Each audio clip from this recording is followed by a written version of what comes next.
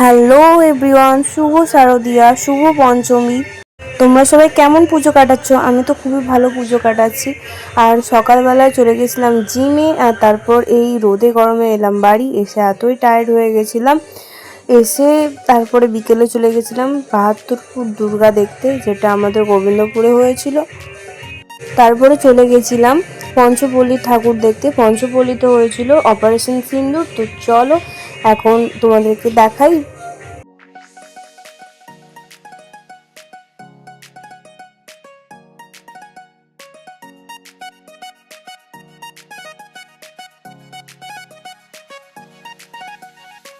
পুজো পুজো আসছি বলে বোবা ঢাকে চাদর কাটি, পুজো পুজো আসছি বলে কোমর তুলি গঙ্গা মাটি।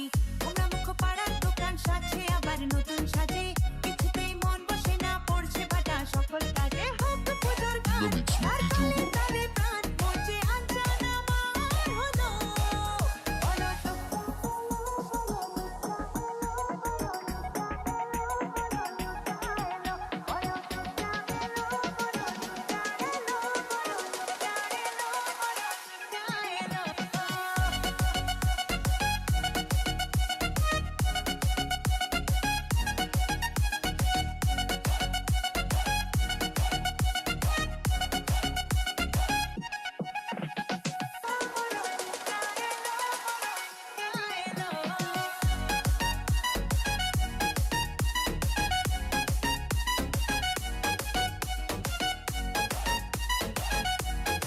পুরোটাই শাঁখা পলার উপর প্যান্ডেলটা হয়েছিল, শাঁখা পলা সিঁদুরের উপর।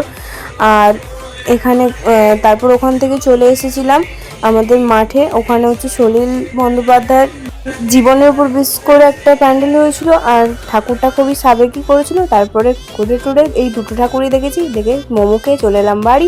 দেখাবে নেক্সট মিনি ব্লগে, বাই।